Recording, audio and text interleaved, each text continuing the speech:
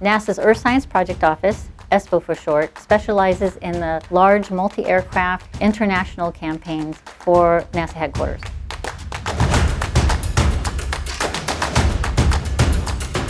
ESPO manages the entire project, from early planning stages to integration, through deployment, to de-integration and return of all the equipment back to the U.S. So ESPO tends to be the center of the organization of the campaign.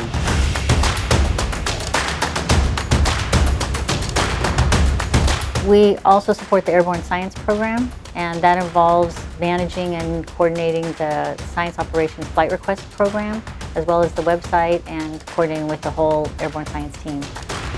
At select start 2. Order 2 is selected. Airs at 45, here we go 2. Rotation.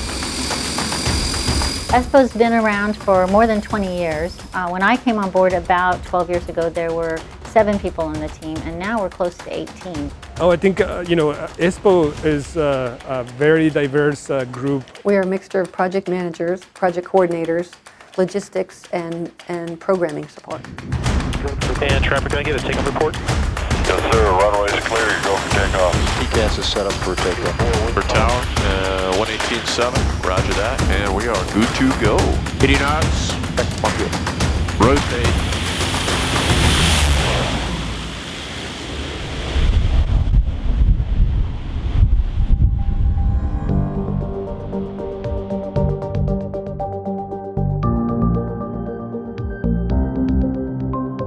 So we manage multiple projects at the same time. Sometimes some are in the early planning stages. Sometimes we'll even have more than one in the deployment stage and end up having personnel all over the world.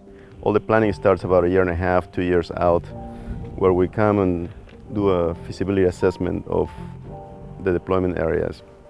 For example, we have projects that are in very remote locations like Africa or very far south in South America. So our job is to go to these faraway places and make sure that the logistics involved for the project are in place. We need to understand what the researchers want, which become our requirements, and then we come here and see how we can best meet those requirements, whether they are logistical or operational.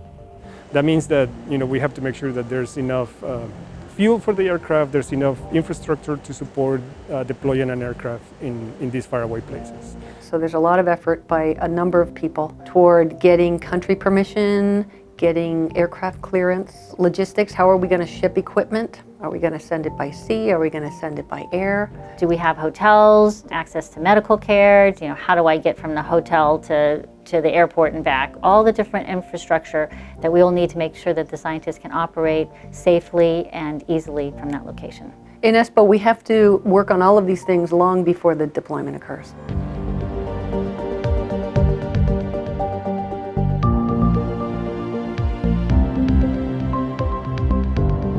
During the mission, ESPO ensures that everything flows smoothly. And the devil is in the details, right? So that means we are setting up a conference room. That means we are setting up web access, making sure they can communicate, making sure the internet is constant and fast. Making sure that the fuel for the aircraft is here, the support for the aircraft, the ground support for the aircraft is here.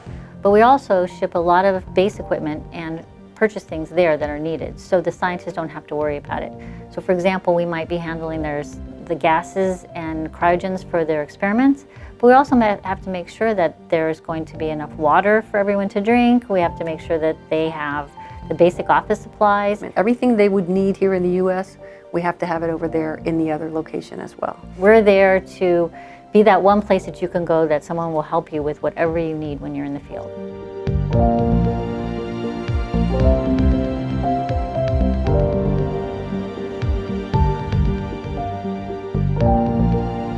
So once the mission has been completed, we break everything down.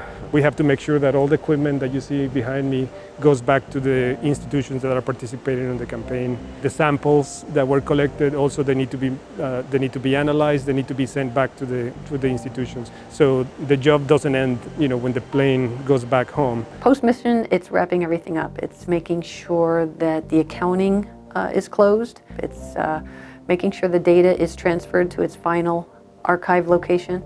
That's when our job ends.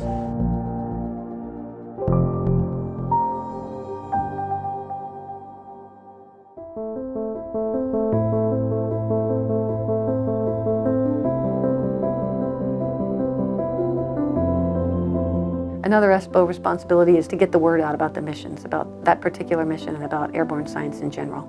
So for many of the missions, ESPO will coordinate with public affairs or with outreach. Because some of the places we go to have never had NASA there, and they are so excited, and it's fun to be part of that excitement.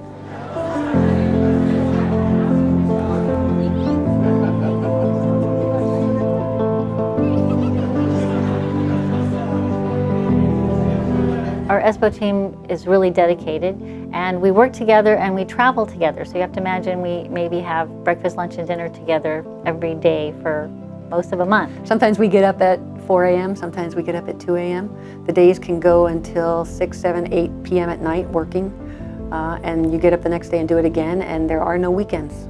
So we have to have the right kind of personality, and we have a really excellent group, and they're very dedicated to their job.